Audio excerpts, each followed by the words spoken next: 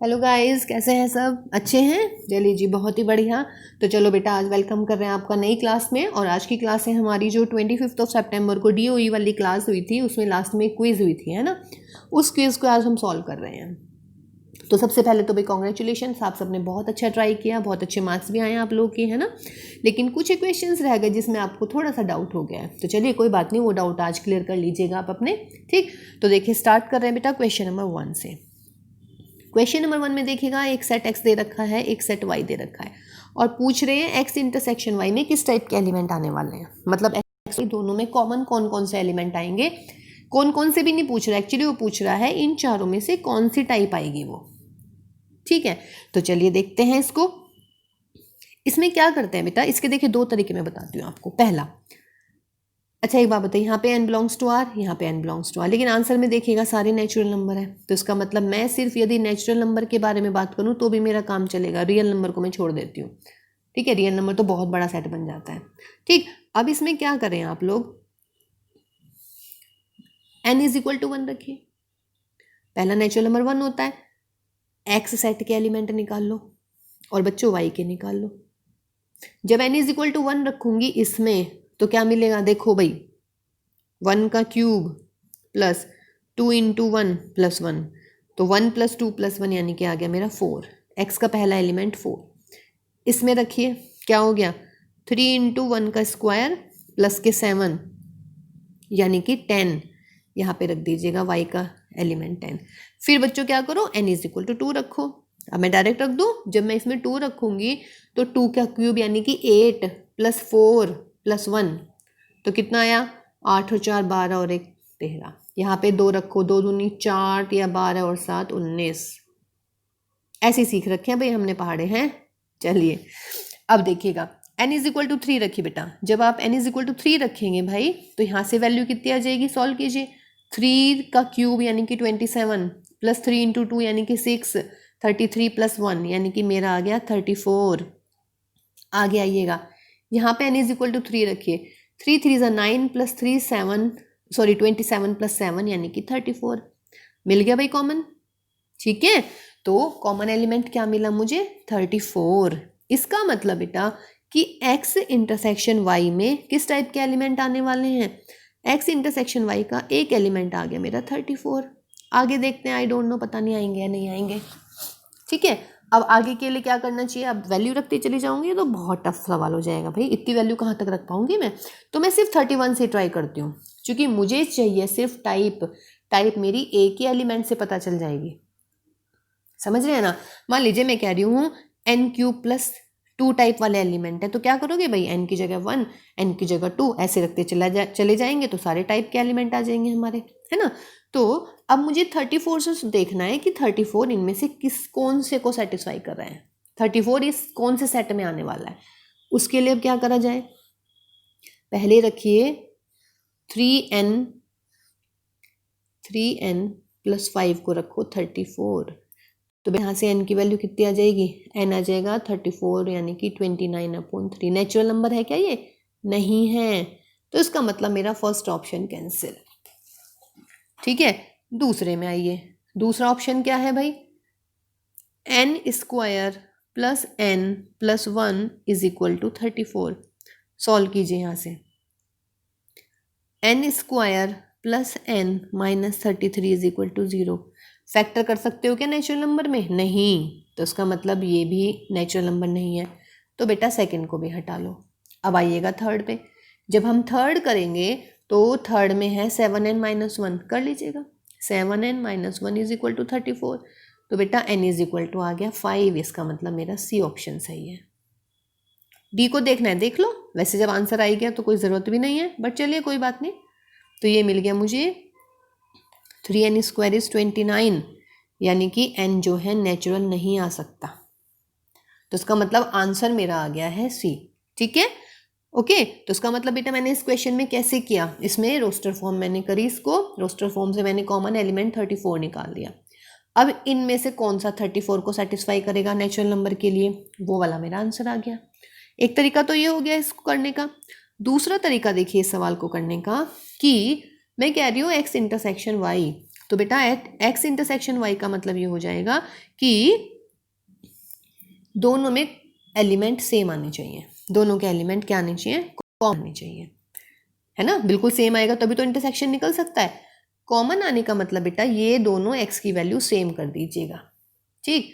तो n cube plus 2n plus 1 is equal to कर दो 3n स्क्वायर प्लस 7 के। सॉल्व इट, ये आ जाएगा n cube minus 3n square plus के 2n माइनस का 6 is equal to 0। Solve this, n square take common, n minus 3, यहाँ से 2 कॉमन, n माइनस 3 इज 0। तो बेटा फैक्टर्स आ गए n माइनस 3 और n square plus 2 is equal to 0। ठीक है, अब क्या करें भाई, या तो ये 0 या फिर ये 0। क्या ये 0 हो सकता है, n स्क्वायर प्लस 2 रख लो, देख लो। अगर मैं n स्क्वायर प्लस 2 इज 0 करूंगी तो ये नेचुरल नंबर नहीं आ रहा, या आ रहा है, नहीं आ रहा, तो इसको हटा देंगे आप, तो सिर्फ आपका ये बचेगा, यानी कि आपके पास वैल्यू आ गई n is equal to what, 3। अब बेटा n इज इक्वल टू 3 रख दो, या तो इसमें रख दो या इसमें रख दो, कोई इसमें भी रख दीजिएगा। रखिए n इज इक्वल टू 3, तो जब मैं n इज इक्वल टू 3 रखने वाली हूँ, कोई इसमें भी रखिएगा, तो इसमें रख देती हूँ। तो 3 3 ज़ा 9, 3 ज़ा 27 प्लस 7, यानी कि मेरी x की वैल्यू कितनी आ गई, 34। ऐसे भी निकाल सकते हो आप 34। अब 34 इनमें से कौन सा होगा, अभी हमने जो लास्ट वाली टाइप में करा है सेम निकाल दीजिएगा। इनमें से चारों को अलग अलग इक्वल रखिए 34 के, जोन सा भी n नेचुरल नंबर के लिए सेटिस्फाई कर जाएगा, that would be my answer. तो आंसर इज माई सी। सही है, तो ये था बेटा क्वेश्चन नंबर 1। थोड़ा सा टफ लगा क्या, नहीं नहीं टफ नहीं था भाई, थोड़ा सा दिमागी कसरत करिए इसमें, और हमने कुछ नहीं किया, बस हमने ये ध्यान रखा है कि x इंटरसेक्शन y का मतलब है दोनों एलिमेंट सेम, तो दोनों को सेम रख दिया। और अगर ये समझ में नहीं आ रहा है तो जो उसका फर्स्ट टाइप करा है हमने रोस्टर फॉर्म में रख लीजिएगा, जो भी कॉमन एलिमेंट है उसको इनमें सेटिस्फाई करा के देख लीजिएगा, जो भी सेटिस्फाइड होगा that will be your answer. Got it. चलिए भाई नेक्स्ट देखते हैं। नेक्स्ट ऑप्शन, नेक्स्ट क्वेश्चन है, A and B are the two set having P element and Q element और Q minus P less than 0। इसका मतलब भाई P जो है Q से बड़ा हो गया। P यदि Q से बड़ा है, P है नंबर ऑफ A, यानी कि A सेट बड़ा मिलेगा मुझे, A में एलिमेंट ज़्यादा है। फिर कह रहे हैं कि maximum number of A union B दे रखे हैं M, और maximum number of A intersection भी गिवन है n। तो पूछ रहा है what is the value of m plus n। सही है, maximum of A union b और maximum of A intersection b का सम पूछ रहा है कि कितना होना चाहिए। ठीक, चलिए इसको हम वेन डायग्राम से कोशिश करते हैं करने की। देखिए बेटा, वेन डायग्राम अगर आपको 3 सेट के, मतलब वेन डायग्राम बनाना है मुझे 2 सेट का, एक तो ये बन सकता है कि दोनों सेट डिसजॉइंट हो, दूसरा केस दोनों सेट इंटरसेक्टिंग हो, और बेटा तीसरा केस दोनों में से कोई सा एक दूसरे का सबसेट हो। इसके अलावा तो कुछ नहीं बनना। ये मान लो मेरा सेट ए है, ये मान लो बी है, this is my A, this is my B. अब इसमें ए बी सेट छोटा है ना, तो बी को अंदर ले लेना, ए को बाहर ले लेना, और बाहर ये यूनिवर्सल होता ही है, ये तो हमें पता ही है, लिख लेना इसको भी। अब मुझे ये बताओ भाई, इस पहले वाले केस में ए यूनियन बी में कितने एलिमेंट होंगे, ए यूनियन बी में कितने एलिमेंट, ए के एलिमेंट जोड़ लो प्लस बी के एलिमेंट जोड़ लो, इसका मतलब कितना हो गया बेटा, पी प्लस क्यू। सेकंड को भी स्किप करते हैं, थर्ड वाले में बताओ, इसमें ए यूनियन बी में कितने एलिमेंट, जितने ए में है एलिमेंट, और ए में कितने एलिमेंट हैं, पी, तो इसमें हो गया पी। कोई दिक्कत नहीं इसमें, ये वाला क्लियर है बेटा। क्योंकि देखिए ये इससे पहले भी हम कर चुके हैं कि अगर B जो है A का सबसेट है तो A यूनियन B में कितने एलिमेंट आते हैं भाई, जो बड़े वाला सेट होता है, और बड़े वाला सेट है A, और A में कितने एलिमेंट है मेरे P। ये हो गया। अब आइए बेटा तीसरे वाले में, मतलब दूसरे वाले केस में, ये क्या है, A यूनियन B में कौन से आएंगे, ये क्या मिल गया मेरा, P प्लस ये रहा यूनियन क्यू, बी क्यू आएगा। लेकिन अगर आप ध्यान दो तो ये वाला 2 बार आ गया, ये वाला इंटरसेक्शन, तो इसको मान लो मेरा ये ए है मान ले, तो ये ए हो गया। ठीक है, अब मुझे ये बताओ, ये मेरे ए यूनियन बी निकल गए, इस केस में A union B P plus Q, इसमें पी प्लस क्यू में से कुछ माइनस करना है, इसमें हो गया मेरा पी। तीनों में से कौन सा बिगेस्ट है? This one. इसका मतलब maximum number of A union B can be P plus Q, ये मुझे चाहिए था। क्लियर है ये वेन डायग्राम से? Maximum number of A union B is what? P plus Q. ठीक है, अब maximum number of A union B सवाल में कितना दे रखा है आपको? m। तो बेटा m की वैल्यू कितनी हुई मेरी? m is what? p plus Q. अब n और निकालते हैं कि इंटरसेक्शन में मैक्सिमम नंबर कितने होंगे। पहला केस डिसजॉइंट, इसमें इंटरसेक्शन कितना होगा? 0, कुछ भी कॉमन नहीं है। दूसरा केस इंटरसेक्टिंग, कॉमन क्या मिलेगा? ये वाला पोर्शन, ये छोटा सा a ले लेते हैं, पता नहीं क्या है ये। फिर तीसरा केस बेटा सबसेट, ये मेरा Q एलिमेंट है, इसमें मेरे P एलिमेंट है, तो इंटरसेक्शन में क्या आ गया मेरा? Q, ये मेरा Q। सबसे मैक्सिमम क्या है इसमें? मैक्सिमम है व्हाट? बोलिएगा। मैक्सिमम बेटा मिल गया हमें Q, या नहीं भाई? ये तो छोटा ही है ना, ये तो ये वाला पोर्शन है, तो ये तो छोटा होगा और इक्वल भी हो सकता है, तो P के इक्वल होगा या Q के इक्वल होगा, समझ रहे हैं? और ये वाला केस 0 हो गया, तो इनमें सबसे बड़ी संख्या क्या आ गई मेरी? Q। इसका मतलब क्या हुआ? इसका मतलब ये हुआ कि maximum of A intersection P B जो है वो है फिलहाल n, तो इसका मतलब इस सवाल में n की वैल्यू होगी what? Q।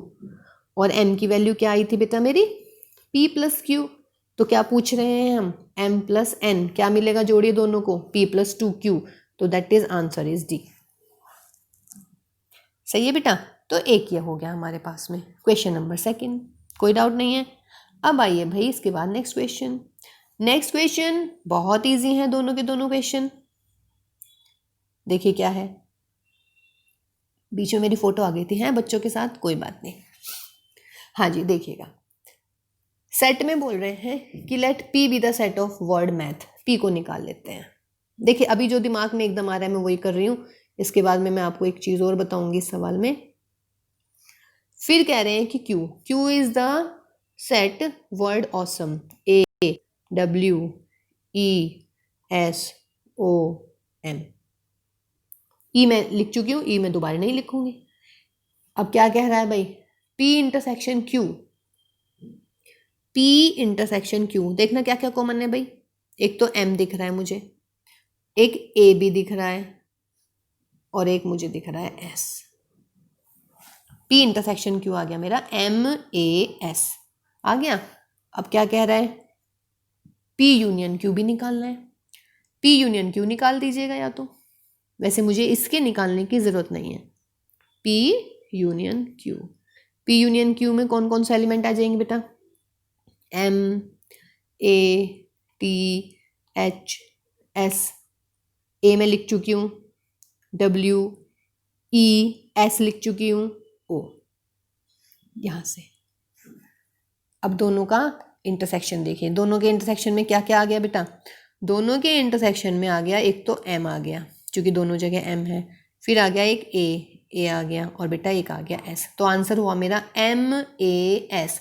M A S का मतलब है डी, तो ऑप्शन डी आंसर इसका ये आ गया है। सही है, ये तो हो गया मेरा पहला तरीका, जो हम अक्सर इसको देखते ही सवाल को करेंगे एकदम, सबसे पहले दिमाग में यही आता है। ठीक है, दूसरा देखिए बेटा, दूसरे में क्या है भाई? मैंने निकाल लिया पी, पी मेरा आया एम ए, सॉरी पी नहीं, क्या निकालना है मुझे? अच्छा हाँ, पी तो निकाल ही लिया था। पी इंटरसेक्शन क्यू क्या आया था मेरा? मैं वहीं से शुरुआत कर रही हूँ। पी इंटरसेक्शन क्यू आया था मेरा एम ए और एस, ये आ गया था।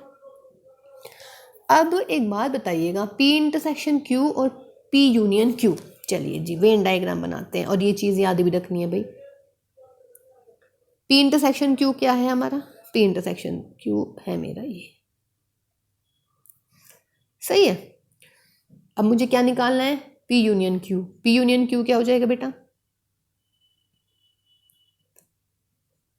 ये पी यूनियन क्यू सारा हो जाएगा। यूनियन ये बताया था ना आप लोगों को, दोनों का इंटरसेक्शन बोलिए क्या है? दोनों का इंटरसेक्शन यही तो निकालना है मुझे, पी इंटरसेक्शन क्यू और पी यूनियन क्यू का इंटरसेक्शन। क्या इंटरसेक्शन है इसमें? ये आ गया answer. And what is this? This is P intersection Q। इसका मतलब यदि P इंटरसेक्शन Q है और P यूनियन Q है तो दोनों का कॉमन पार्ट क्या आएगा? हमेशा P इंटरसेक्शन Q ही आएगा। तो मुझे P यूनियन Q निकालने की आवश्यकता भी नहीं पड़ती इस सवाल में, बट कोई बात नहीं, अगर वो भी ठीक है। देखिए मुझे आंसर चाहिए। ये है आपका कि आपको कुछ रिजल्ट्स याद होने चाहिए कि इंटरसेक्शन और यूनियन में, अगर मान लीजिएगा ये यूनियन हो गया पूरा सेट का, ये इंटरसेक्शन हो गया, तो देखो इंटरसेक्शन तो यूनियन के अंदर ही आ रहा है, तो दोनों का इंटरसेक्शन ही निकल जाएगा। समझ रहे हैं? ये नहीं क्लियर हुआ तो जो आपने पहले किया था वो भी बिल्कुल सही है ना? बिल्कुल भी पैनिक नहीं होना है कि अगर मान लीजिएगा एक क्वेश्चन के बेटा 2 तरीके बताए जाते हैं तो you don't need to be panic. जो आपको दिमाग में स्ट्राइक करता है वो ऑप्ट कीजिएगा, लेकिन सही करना है सवाल, ठीक है? डजेंट मैटर आपने कौन से तरीके से किया है, ठीक? चलिए क्वेश्चन नंबर नेक्स्ट देखिएगा। द स्मॉलेस्ट सेट ए, देखिए यूनियन दे रखा है, ए की वैल्यू पूछ रहा है। अब देखो भाई 1 आ गया, 2 आ गया, तो बच्चे कौन से? 3 5 9। तो इसका मतलब 3 5 9, यानी कि ऑप्शन बी इज करेक्ट। या नहीं, स्मॉलेस्ट कह रहा है, सबसे छोटा सेट, क्योंकि अगर मेरा ए हो जाता ये सारा का सारा 1 2 3 4 5 6 7 8 9 10 कुछ भी हो जाता, और अगर मैं 1 2 के साथ यूनियन लूँगी इसका तो देखो इससे बड़ा सेट आ जाएगा। लेकिन मैं कह रही हूँ कि मुझे निकालना है ऐसा सेट ए कि उसका 1 2 के साथ यूनियन करके ये आए स्मॉलेस्ट, सबसे छोटा। तो 1 2 के अलावा जो एलिमेंट है वो लिख देते हैं 3 5 9, ठीक है ना? Smallest I am saying. और अदरवाइज अगर मैं ए के बारे में बात करूं तो ए 1 2 3 5 9 भी हो सकता है, 1 3 5 9 भी हो सकता है, 1 3 5 9 भी हो सकता है, 2 3 5 9 भी हो सकता है, 1 2 3 5 9 तीनों हो सकते हैं, है ना? बट मैं पूछ रही हूँ स्मॉलेस्ट, तो स्मॉलेस्ट कौन सा हो जाएगा? 3 5 9। तो आंसर बी इज करेक्ट, ठीक है? नेक्स्ट देखिएगा। देखिए जो ये नेक्स्ट क्वेश्चन है बेटा, 3 बिल्कुल एक जैसे हैं, मतलब कि एक तो ये वाला क्वेश्चन, एक ये वाला, और एक इससे अगले वाला जो क्वेश्चन है, वो तीनों के तीनों मतलब यही है। बस जो लास्ट वाली लाइन है ना, देखिए इसमें लास्ट में क्या पूछा है? Find the number of students that had at least one of the 3 subject. Find the number of students that had only one of the subject. और तीसरे पार्ट में पूछ रहा होगा दैट हैव, देखते हैं क्या पूछ रहा होगा अभी, ठीक है? अब देखो बच्चों क्या करना है इस सवाल में। कह रहा है in a class of 25 student it was found that 15 had taken physics, तो number of p is equal to what? 15। आगे क्या कह रहा है? 12 ने ले ली chemistry, number of c is equal to 12, ठीक? और भाई 15 ने फिजिक्स ले ली, 12 ने केमिस्ट्री ले ली, 11 ने ले ली बायोलॉजी, 11। अरे मैथ्स भी देना चाहिए था ना भाई, मैथ्स की क्लास है, पर चल कोई बात नहीं, नो पार्शियलिटी। नो, 5 है टेकन फिजिक्स एंड बायोलॉजी, यानी कि number of physics and biology is 5। सही है बेटा? आगे क्या कह रहा है? 9 ने ले लिया फिजिक्स एंड केमिस्ट्री, तो number of physics and chemistry are 9। 4 ने ले लिया bio and chemistry, bio and chemistry ले लिया मेरा 4 बच्चों ने, और तीनों सब्जेक्ट में फिजिक्स केमिस्ट्री एंड बायोलॉजी ली है कितने बालकों ने? 3 बच्चों ने। ये मेरी पूरी इन्फॉर्मेशन है अभी से सवाल की, ठीक है? पहले मैं ये वाला क्वेश्चन करने वाली हूँ। कौन से वाला? इसके ऊपर वाला जो दे रखा है, यानी कि ये वाला। Find the number of students that had at least one of the 3 subject. देखिए 1 ऑफ द 3 सब्जेक्ट, तीनों में से कोई सा एटलीस्ट 1 लिया हो, तो एटलीस्ट 1 का मतलब है आपको निकालना है number of A union B union c. तो number of A union B union c क्या हो जाता है? सॉरी, नंबर ऑफ ए नहीं, फिलहाल यहाँ पे पी है, बी है और सी है, ठीक है? तो क्या हो जाएगा बेटा? Number of P union B union C, number of P यानी कि 15 plus number of C 12 plus number of B 11 minus number of P intersection B 5 minus number of P intersection C 9 minus number of B intersection C 4 plus number of B intersection P intersection C यानी कि 3। देख लो भाई जोड़ जाड़ के कितने हो गए, कितने हो गए टोटल देख लीजिएगा जो भी आंसर आएगा भाई। ये मिल गया मुझे, इन्हें जोड़िएगा तीनों को, 2 और 1 3 5 और 3 8 38 और 3 41 माइनस इन्हें देखिएगा 9 5 14 और 4 18 तो यानी कि मिल गया मुझे 23। आंसर देखिए 23 बी। तो ये मेरा आंसर हो गया इस सवाल का, कोई दिक्कत नहीं है। ठीक है, अगले पार्ट में क्या कह रहा है, find the number of students that had only one of the subject, that had only one of the subject. देखिएगा ये वाला पोर्शन करने वाले हैं अब हम, that had only one subject, one of the subject. तो देखिए इसको कैसे करेंगे, इसको हम करेंगे बेटा वेन डायग्राम से करेंगे इसको, ठीक है ना। तो इसको वेन डायग्राम से करने वाले हैं अब हम। देखिएगा वेन डायग्राम बना लेते हैं, 3 सेट है 1 2 एंड 3। सबसे पहले हम भरते हैं बीच वाला पोर्शन यानी कि जो कॉमन है। कॉमन में कितने हैं 3, यहाँ पे भर लीजिएगा भाई 3। फिर उसके बाद ये मान लो बेटा मेरा A है, ये मान लो मेरा B है, ये मान लो मेरा C है। अब एक बात बताओ बेटा, जो ये वाला पोर्शन है ये वाला, ये क्या है, ये वाला देखिए पूरा, ये है मेरा A इंटरसेक्शन B। A और B में कॉमन, अब A और B में कितने कॉमन है, ये वाला समझ रहे हैं, ये वाला जहाँ पे मैं बना रही हूँ सर्कल से, ये है A और B का कॉमन। A और B में कितने कॉमन है, अच्छा मैं बार बार A और P ले रही हूँ, सॉरी ये मैं P ले लेती हूँ। फिजिक्स बोलो बेटा, फिजिक्स और बायोलॉजी में कितने कॉमन है, फिजिक्स एंड बायोलॉजी, ये रे फिजिक्स एंड बायोलॉजी कितने कॉमन है बेटा 5। अब 5 में से 3 मैं लिख चुकी हूँ, 5 में से देखो 3 तो लिखे जा चुके हैं, तो यानी कि जो ये वाला पोर्शन बचा इसमें 2 और भरे जाएंगे या नहीं। दोबारा देखिएगा मैं क्या कहना चाह रही हूँ, देखिए ये मेरा है वेन डायग्राम सेट, ये 3 सेट बन गए हमारे, this is physics, this is chemistry, this is biology.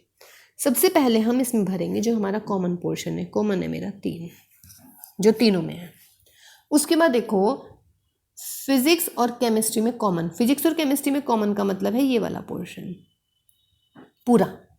Physics और केमिस्ट्री में देखना बेटा कितने कॉमन है, फिजिक्स एंड केमिस्ट्री में है 9 बच्चे कॉमन है, जो 9 कैंडिडेट है, यानी कि इस पूरे में कितने आने चाहिए 9 आने चाहिए। 9 में लिख चुकी हूँ तो बच्चे कितने 6, तो ये आ गए।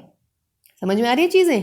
अब ये देखिएगा ये वाला जो मैं पोर्शन ये ग्रीन मैंने किया है, ये क्या है बेटा, ये है केमिस्ट्री और बायोलॉजी का कॉमन पोर्शन। केमिस्ट्री और बायोलॉजी में कितने बच्चे हैं, केमिस्ट्री एंड बायोलॉजी हैं मेरे कितने, ये रहे 4 है 4। अब इसमें मैं 3 तो लिख चुकी हूँ ऑलरेडी, तो इसका मतलब बचा मेरा एक बालक, वो मेरा यहाँ आ गया। अब आओ बेटा इस वाले पोर्शन में, व्हाट इज दिस, दूसरा कलर लेती हूँ ये वाला। ये जो मैं पर्पल शेड कर रही हूँ बेटा, ये कौन सा पोर्शन है, फिजिक्स एंड बायोलॉजी है ना। फिजिक्स और बायोलॉजी में देखिएगा कितने बच्चे हैं, जो दोनों लिए हैं 5 है, वे फिजिक्स एंड बायोलॉजी के हैं मेरे 5, 3 में लिख चुकी हूँ तो यहाँ पे कितने मिल गए मेरे 2। ठीक है, अब आओ बेटा इस वाले पे। अब ये जो मैं ब्लैक वाला सर्कल कराया है, what is this, this is number of P, यानी कि फिजिक्स में पढ़ने वाले बच्चे। फिजिक्स कितने बच्चे हैं मेरे पास, फिजिक्स के हैं बेटा 15। अब 15 में से 6 और 3 9 और 2 11 में लिख चुकी हूँ, तो यहाँ पे मिलेंगे मेरे 4, है ना इजी। समझ में आ रहा है, कुछ आ रहा है आई नो। इस पे आइएगा, अब ये वाला जो मैं पर्पल सर्कल बना रही हूँ अभी, ये वाला, ये किसका सेट बन रहा है बेटा, ये बन रहा है मेरा केमिस्ट्री का। केमिस्ट्री में कितने बालक हैं हमारे, केमिस्ट्री में है 12, 6 और 3 9 और 1 10 लिख चुकी हूँ, तो बचे 12 यानी कि 2 रह गए हैं। अब बायोलॉजी के बचे, बायोलॉजी में कितने थे बेटा 11। अब जब इस सर्कल में आएंगे बायोलॉजी के, यानी कि 11 बच्चे, 2 3 5 और 1 6 लिख चुकी हूँ, तो बचे मेरे कितने 5। सही है ना। अब हम क्या पूछ रहे हैं आपसे, number of students had only one of the subject, had only one of the subjects. One of the subject का मतलब या तो हो सिर्फ फिजिक्स, या हो सिर्फ केमिस्ट्री, या हो सिर्फ बायोलॉजी।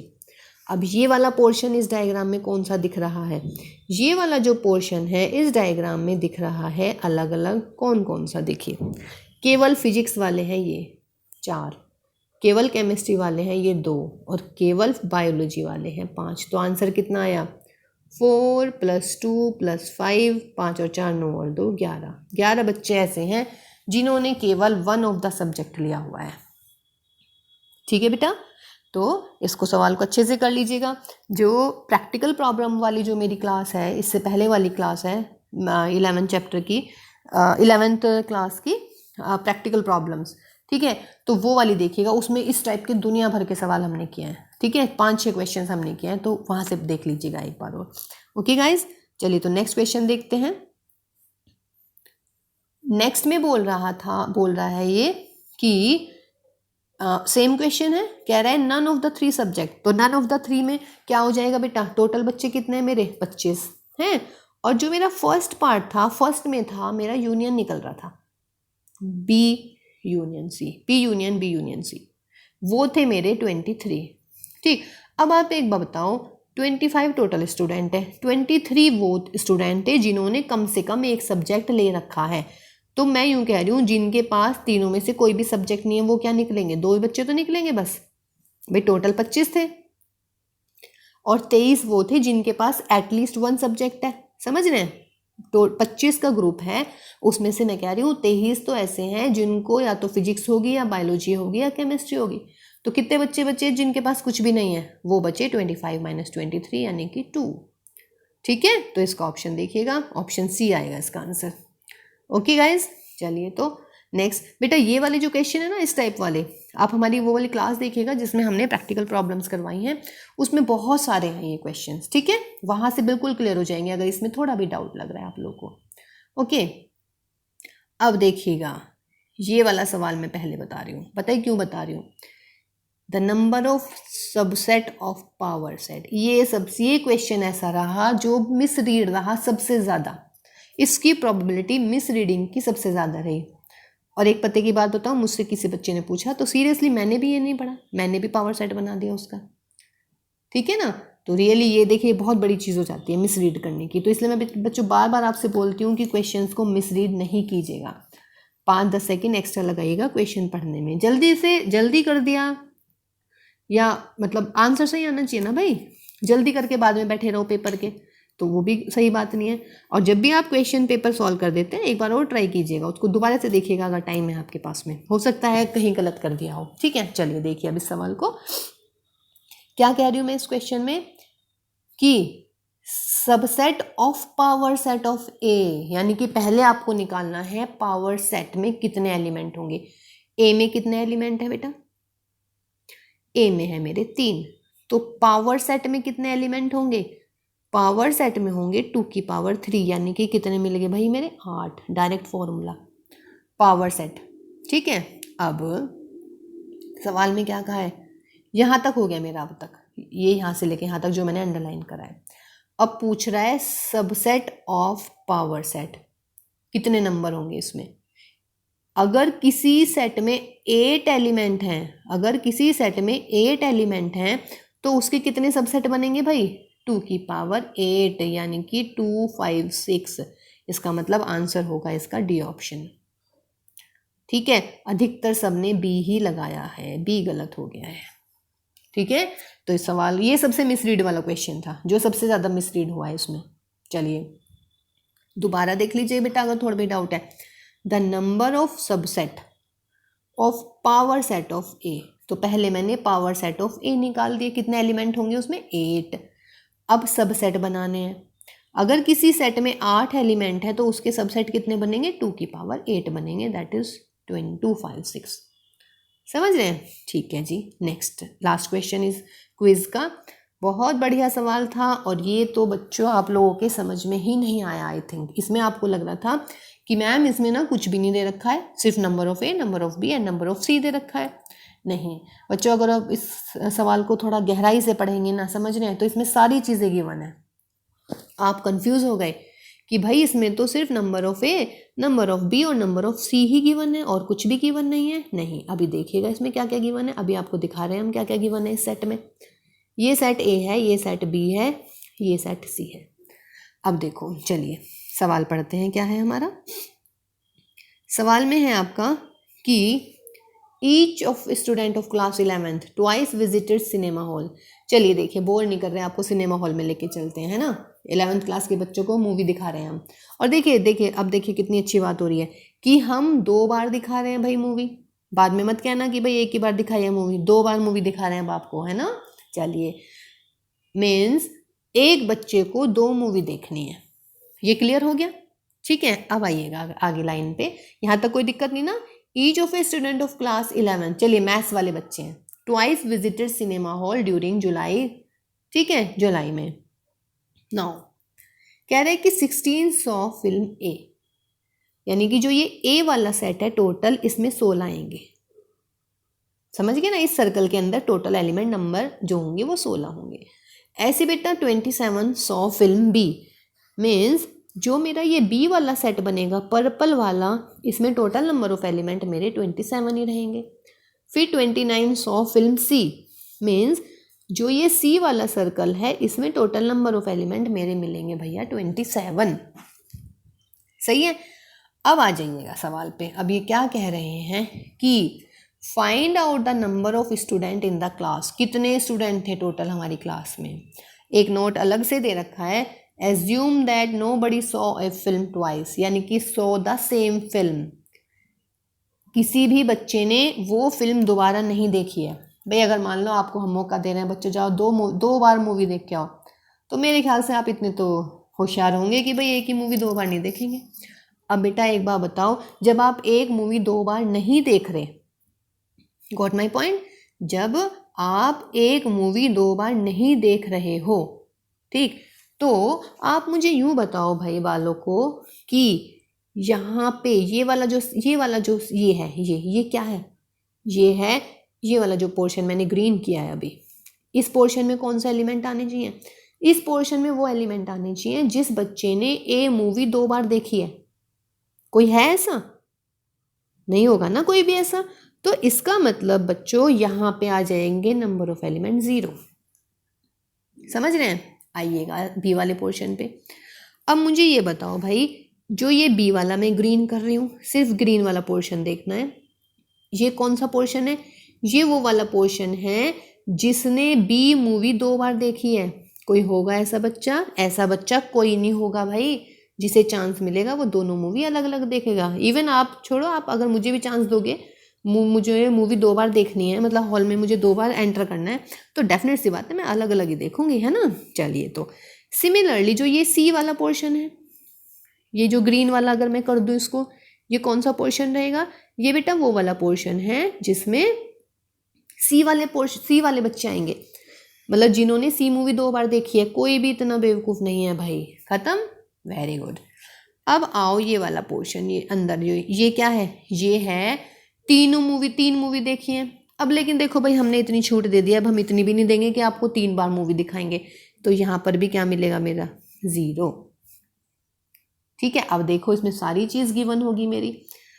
अब आ जाइएगा इस वाले पोर्शन पर। ये है ए और बी को देखने वाले बच्चे। ए और बी को देखने वाले बच्चे देख लो भाई कितने हैं।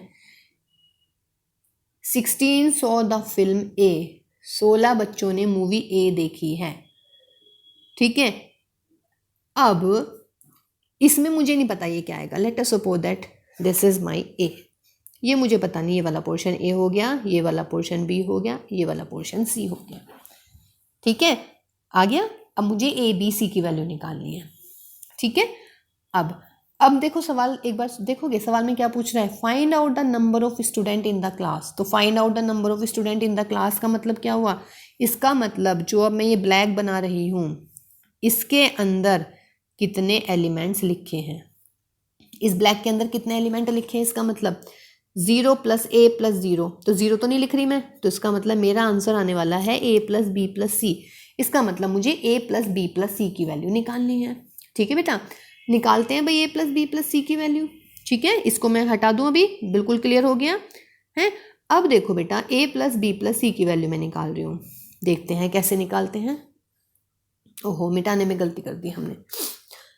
चलिए दोबारा बना लेते हैं भाई, मिटाना नहीं चाहिए था क्योंकि मुझे चाहिए वैल्यूज़ पर। लेकिन अब आपको समझ में आ गई ना, मैं डायरेक्ट लिख रही हूँ this is 0, this is 0, this is 0।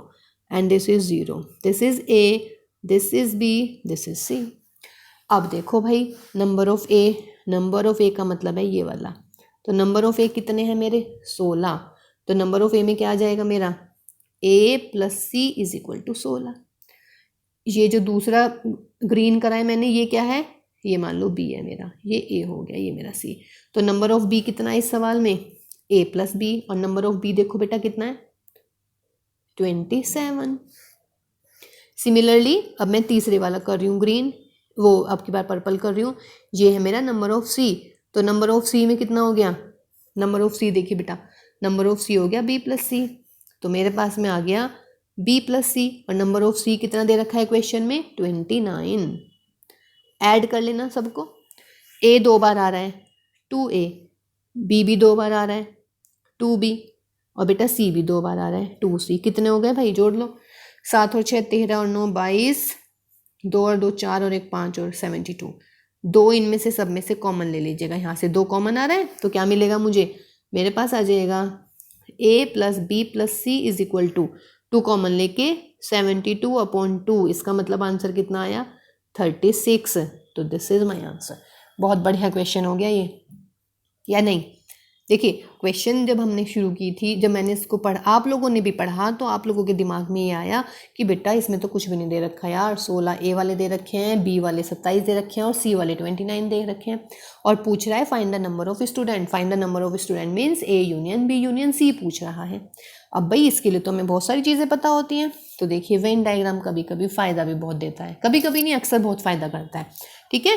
तो आप वेन डायग्राम वाली क्लास देखिएगा बेटा, जो मिसलेनियस एक्सरसाइज से पहले वाली क्लास है, ओके। तो देखिए ये हुआ बेटा मेरा सॉल्यूशन क्विज का, ठीक है। तो अब आप इसको बिल्कुल, मेरे ख्याल से अब आपके दिमाग में कोई भी कन्फ्यूज़न नहीं रही होगी, है ना। अब इसके बाद बेटा जो नेक्स्ट वाली क्लास हमारी आने वाली है बच्चों, उस नेक्स्ट क्लास में हम करने वाले हैं solution of the assignment on the set chapter number 1, ठीक है। आप लोग ट्राई कीजिएगा जितने हो जाएं, और फिर हम आपसे मिलते हैं नेक्स्ट क्लास में with the solution of the assignment on the chapter 1। तो till then take care, bye bye.